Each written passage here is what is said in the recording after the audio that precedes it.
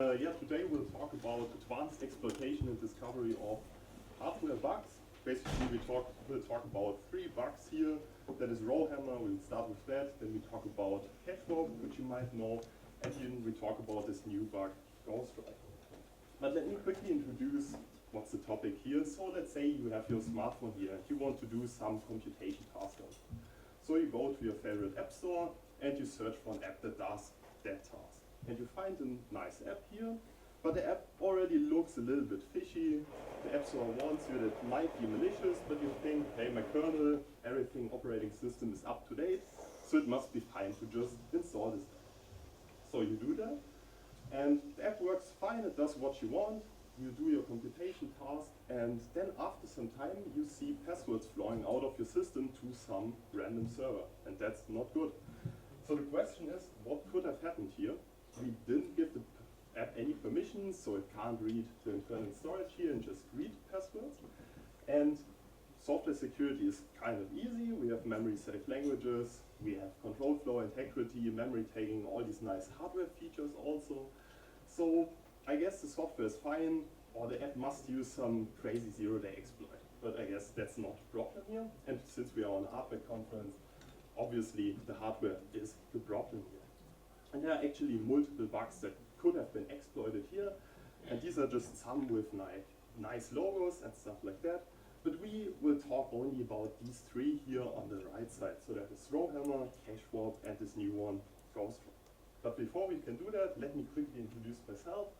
I'm Fabian, a PhD student from CISPA Germany. And what we basically do is we focus on hardware vulnerabilities but from software. So that means we don't point a laser on the CPU, for example, to introduce some faults and bit flips there, but what we do that from software. And our recent discoveries are HashWrite and GhostWrite.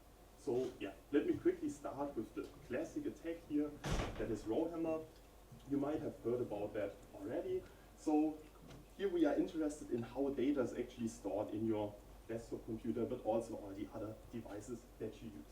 So there you have these DRAM sticks called DIMMs, and in there you have these chips, and in there, that's now just an implementation detail, you have so-called banks. And in these banks you basically have capacitors, and they store charge. So they store charge for a 1 and no charge for a 0. And that's like how you encode data there. And they are aligned in this grid-like fashion. And you have coherent data in these so-called rows, so the blue or the red line here. And whenever you want to load data from one of these rows, this row is loaded into the so-called row buffer you can see on the bottom. And from there, the CPU can then basically load that data. And whenever you want to access another row in this DRAM chip here, you have to load that row again to this grid and then load the other row into the row buffer. And how can we exploit that? Actually, people found out if you access rows that are neighboring this victim row here, for example, in the middle, you can see there are 1s stored with charges and 0s with no charge. Then that drains these cells. That just happens because of like physical interference. We just drain charge there. And if we do that in an alternating fashion, for example, you can use multiple patterns there with activation. Then you see the charge drains, and at some point we see bit flips here. So for example, 1 changed to a 0 here, and when we do that a little bit more, we can flip another bit here. And how can we exploit that? There are actually 4 large classes that we can use here. We can attack data structures. For example, you could change some admin variable in your code, and you could also change the opcode of the program. So that means you change basically the entire code of the program. We can attack sudo, for example, with that. Then you can then attack page tables. That's a little bit more involved. Here we can basically read and write to the entire memory at some point. And we can also attack crypto. So that means flip some bits in some key in your crypto primitive, and by that basically break it. So let's summarize Rowhammer here. We are pretty restricted with that, so we can't just write arbitrary data. We are limited to bit flips. Speed-wise, it's not the fastest. We are talking about bit flips per hour here. So this malicious app can't exploit us in like 1 minute. That's not possible with that. And practicality-wise, it's also kind of limited because of it. but that will change during the talk. So let's go to our next attack, and that is cache warp. For that I have to introduce AMD SEV. It stands for Secure Encrypted Virtualization. It's basically a primitive to encrypt entire VMs, so that means data and your code, and it's similar to like SGX, if you know that. That's the similar feature from Intel. The idea here is to basically pack your entire code and data into a virtual machine, push that on some cloud provider. The cloud provider can just execute a virtual machine, but can't inspect the data or the code in there. So you basically have secure computation, but on another PC, at least when AMD doesn't fuck up here. So what we found out is that we can actually use the inf instruction here as an attacker. What it basically does, it flushes internal CPU caches when we execute that. The interesting bit here is that the modifications are not written back to memory, so we basically lose data there. And Intel also says in like the x86 standard, we should use this instruction with care. But we as an attacker obviously don't do that, since like data cached internally will be like just lost. And let me quickly show you how we can use that as an attacker. So let's say we have this victim VM here in the middle. We have this snippet of code. It's super easy. Just prints some variable I, sets it to 4, and then prints it again. And now what happens in your CPU when you want to print this variable, it fetches the data from DRAM, so from these cells we've seen that's charged, and moves that to your CPU cache. And from there we can just print the variable. Everything fine until now. Then we set the variable to 4. We do that in the CPU cache. We don't write this value back to the DRAM, since obviously we might need it at some point later. We can defer that to later. And what we can now do as an attacker, we execute this inf instruction, and by that we basically vanish this value 4 from the CPU cache. Now it's completely gone. You see there's no 4 whatsoever in this figure, so it's gone. And when the victim VM, which is this encrypted, trusted virtual machine, now prints this value again, we again go to the DRAM and load this old stale value. And by that we basically print two times. So how can we exploit that? There are basically two nice targets here, and the first one is sudo. What we can there do is basically use sudo to gain root privileges, like we would normally do, but this time without like having the permission or the password to do so. And we can do that because the user ID in the pseudocode is 0 initialized. And people familiar with Linux will already see where this is going, since 0 is also the user ID of the root user. So if we can make the user ID 0 somehow, then we are root immediately. And in the pseudocode, it basically queries this user ID. So there would be something else coming out of that, most of the time something not 0. And we can just drop this value back to 0. And like that, sudo continues as root, and we basically have control over the system. But there's also a much nicer primitive we can use here, and that is time warp. The idea here is to basically attack return addresses that your CPU stores so that it knows where it can return.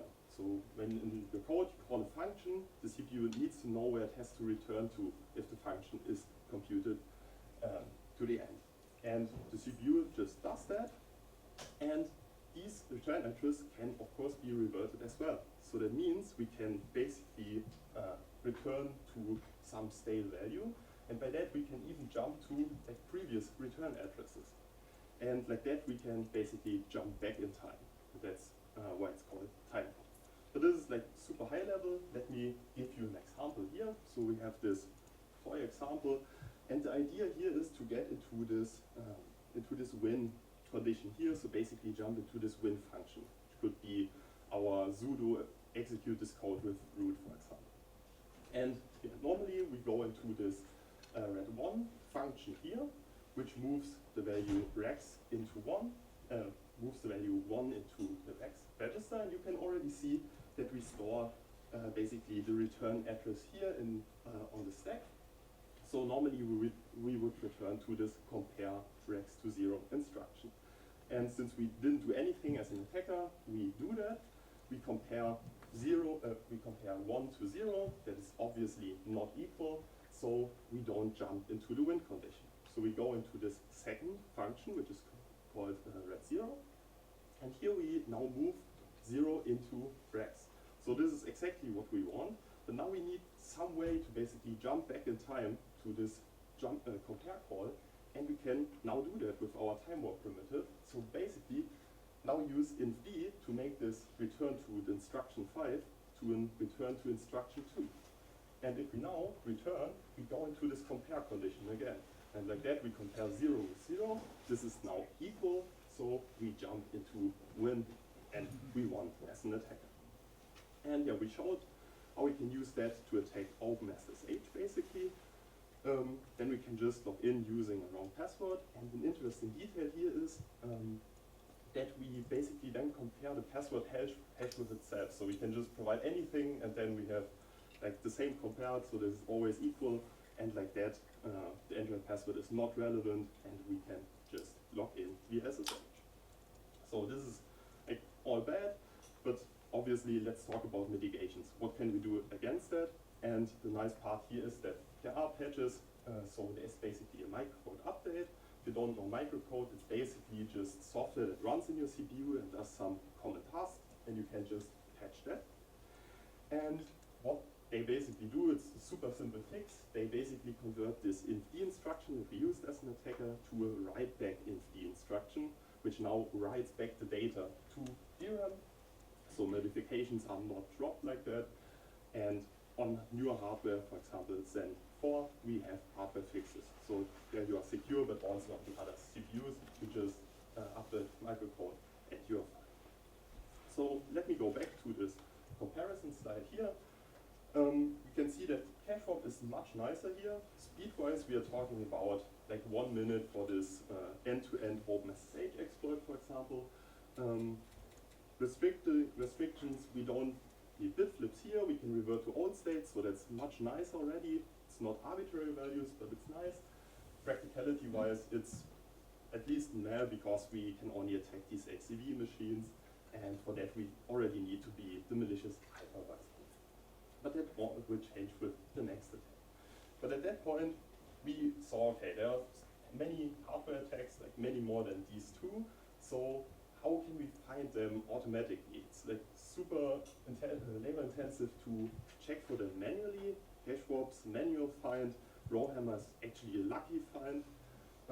So how do we find such things? And in the software world, what these guys do is basically software fuzzing. So you take random inputs, provide them to your program. You do that with a lot of random inputs actually, and at some point you find a crash in your program. And like that, you most of the time have some memory corruption and can exploit that to leak some data, for example. And we can do the same for hardware, obviously too. So for CPUs, we just provide random programs, for example, and we do that until the CPU crashes somehow.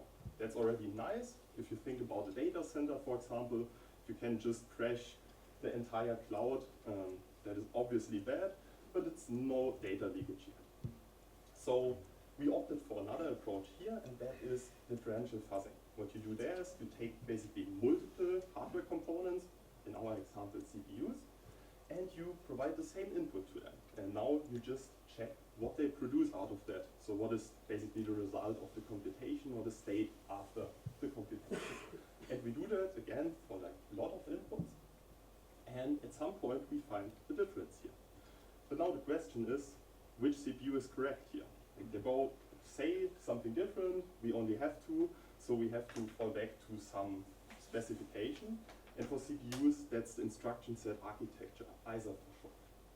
This is basically just a document that describes how a CPU should behave, and by that it also defines legal programs. And currently this state is basically dominated by two big ISAs, that is x86 on the desktop and server side, and ARM on like the mobile phone and embedded side.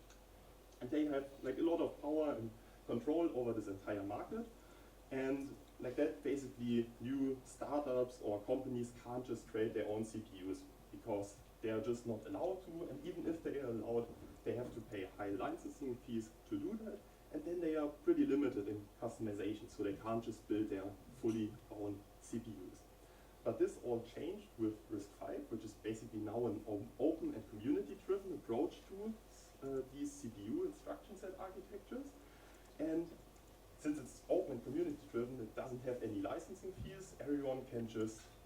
use their own CPUs there. It's well designed because it's basically new and it's a reduced instruction set architecture. It means it tries to be pretty minimal, pretty bare bones, not like x86, which is complex. And it's also pretty extensible. So that means you can build like powerful CPUs, like talking about desktop and server side, but you can also build these embedded chips that are in like the e-scooter, for example, or in your mobile phone. And we want to use these CPUs, these RISC-V CPUs, to use this differential fuzzing. And what we do here is we don't provide random inputs here, but we do that a little bit more involved. So what we do is basically we produce valid instruction sequences and also some input registers. We now transmit that over the network to multiple of these CPUs that all implement this RISC-V instruction set architecture. We collect the results back. Now you already see nice difference here. And when we find something like that automatically, we just log that, and after that a human can just inspect that and see according to the ISA if everything is fine here. And yeah, this is how this then looks like in practice. So you buy a lot of RISC-V machines and wire them professionally, obviously, and then you can start your fuzzing there. And we found a super cool bug on one of these CPUs. To understand that, we have to talk about memory isolation first. So let's say we have two processes on your average Linux system, for example, process A and process B. Normally, process A can only access the memory of process A, and process B only the memory of process B. So they are basically isolated. And whenever process B tries to access memory of process A, it gets killed by the operating system. Nothing new until now. But now, GhostWrite just goes around that. So we can just write to like any memory here, so also the memory of process A.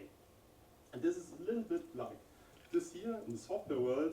To do something like that, you need multiple 0 days, like a 0 day in the kernel, for example, then also 0 day in some sandbox mechanism, for example, so like your container or something like that, to then change arbitrary memory or talk to the hardware directly.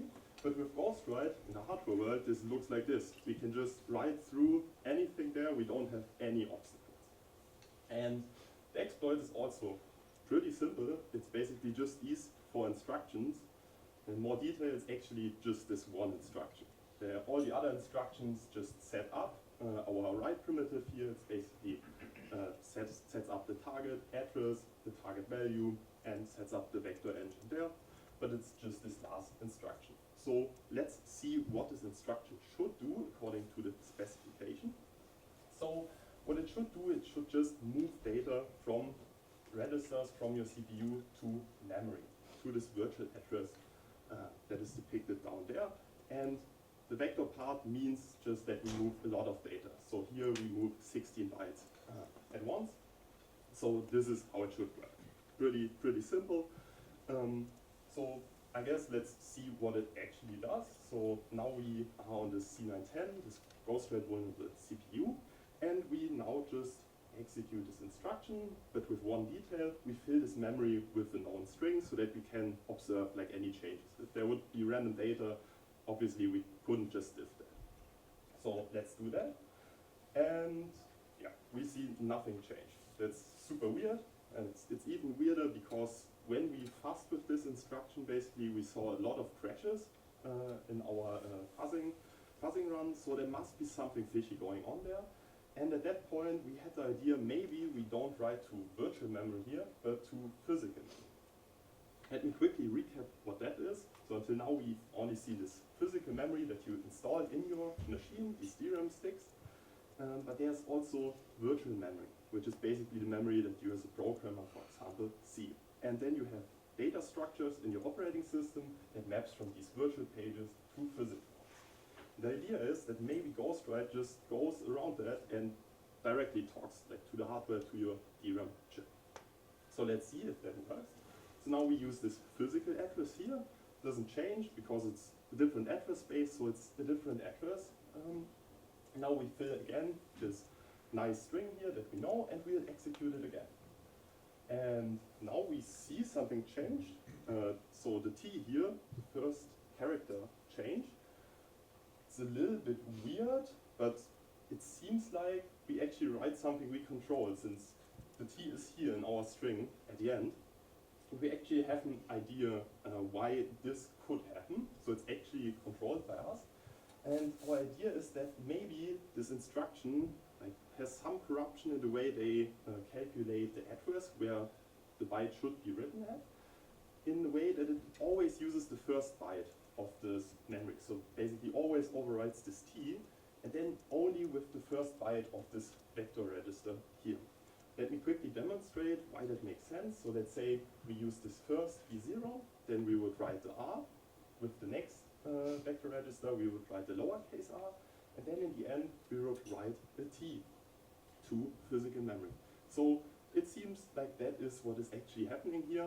We don't know actually what happens. The vendor didn't disclose that to us, but probably something like that. But yeah, the TLDR here is that we can basically write one byte to physical memory with this primitive. Now, of course, with a simple for loop, we can just write arbitrary data. Let me quickly give you some facts about the vulnerable CPU here. Basically, the T-head X3 C910. It's one of the fastest with 5 cores that is out there. It basically has 4 cores, 2 gigahertz, and a vector extension, so it's quite capable. And it's actually deployed in the cloud. If you know Scaleway, they basically have bare metal instances of the CPUs, and they are used by like Fabian RISC-V to build their images, for example. And it's also available in laptops, so you can buy hardware with like monitors and stuff like that. But now that we know more about this bug, we can also exploit it. So it would be nice if we could just read arbitrary memory. I mean, with this primitive, we can obviously write physical memory, but reading it would also be super nice. And the interesting detail here is that these page tables, these data structures that map from virtual to physical memory, are actually stored in physical memory as well. So somewhat like this. So we can basically use GhostWrite to change this mapping here. So for example, change this page 1 to a page 2, and like that, this virtual memory now points to memory of process B. Like that, we can just read and write arbitrary memory there. There's just one limitation, and that is we don't know the address that we have to write here. There are some techniques to fix that. We do that in our paper. So what we do is basically we spray a lot of these page tables, so basically fill the entire memory with these data structures, and then we have a sufficiently high chance to hit one of such data structures. And like that, we can basically read physical memory in like 1 minute or something like that. But there's an actually much easier way to exploit this. That is, again, sudo. It's a common pattern, I know. Like we always attack sudo because it's such a nice attack target. Here on the left, you see like the pseudocode of what sudo actually does. Basically, it just gets the user from the kernel, checks if that is the root user, checks if it requires authentication then. And what we do is basically, we just change this interaction with the kernel and just change the kernel code here. So you can see the kernel returns the user here at the end. And what we can do with GhostWrite, we just change this return user to a return root. Again, with this ID 0, it's pretty easy to do in code, basically just 2 assembly instructions, and like that we return the pseudo user ID here. And it's super nice to do that because the kernel is also loaded in physical memory, so we can just use GhostWrite there. And the interesting bit here is that this address is actually known. It doesn't change. It changes between machines, but not just machines of the same type. It's the same, so we actually know that for like all devices that use this CPU. So let me quickly demonstrate how this looks like. So we are now unprivileged on this system, and we can exploit this code here. It's super fast. We are now root already, so it's not 1 minute or a few hours with Rowhammer. It's basically cycles. So it's super simple. So yeah, let's talk about mitigations here for GhostWrite. The CPU has no microcode, so we can't just patch the software in the CPU, but there's one nice mitigation, and that's basically an operating or kernel level mitigation. That is to disable this vector extension that has these faulty instructions. Like that, we measure up to 33% overhead, depending if this vector extension is used in your software. And what's even worse is we lose around 50% of the features of the instructions of the CPU, and that's also not the best thing that could happen there. So yeah, in comparison, we had some restrictions with these old attacks, but with GhostWrite we are basically unrestricted. We are super fast. We are talking about cycles there, and practicality-wise, it's also like super similar. So yeah, in summary, there are a lot of hardware bugs. 3 we've seen in this talk, so Rowhammer, GhostWrite, and GhostWrite. And if we have so many hardware bugs, we can't really trust the hardware because it's like the root of our system. If we can't trust us, then yeah, that's not good for us. So quality control is super important here. Also because these are like physical devices we ship, like these DRAM sticks, these CPUs. It's super important to have nice quality control on them. And if we correctly do that and there's still some bug, then there's one remedy, and that is basically configurable hardware. So for GhostWrite, we could disable this vector extension, this faulty part in the CPU. For cache warp, we could change the software in the CPU. That's also nice. And for Rowhammer, there were also some early fixes where you could change the way the CPU interacts with the DRAM to mitigate these bit flips. So yeah, that's it. Here are some contact information from myself, and yeah, make sure to post any questions. I'll also be around today. Thank you.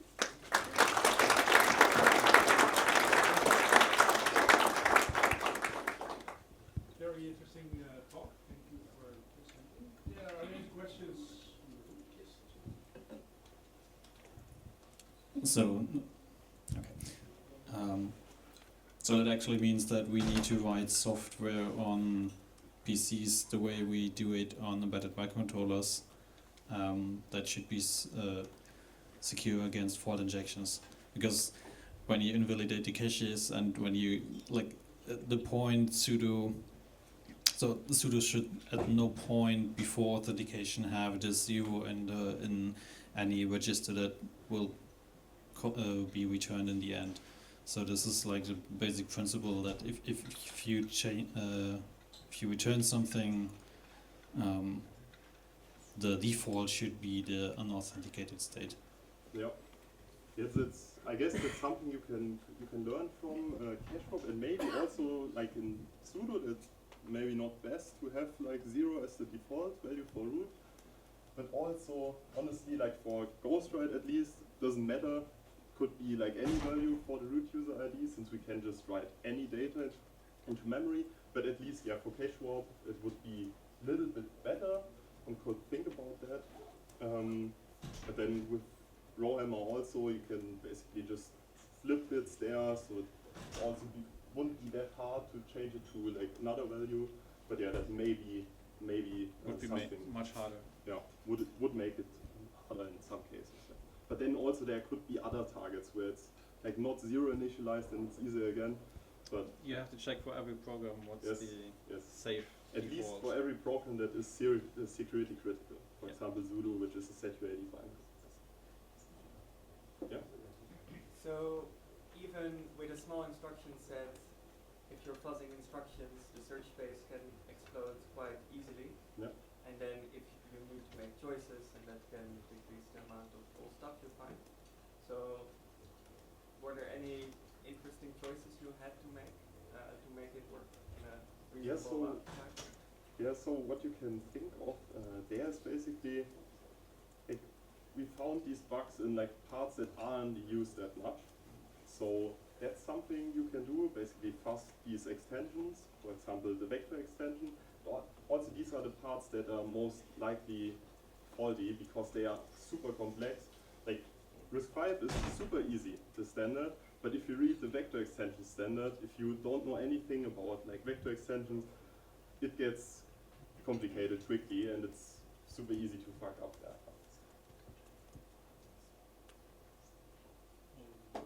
Yeah, I have more questions, but we should discuss that now. Thank you.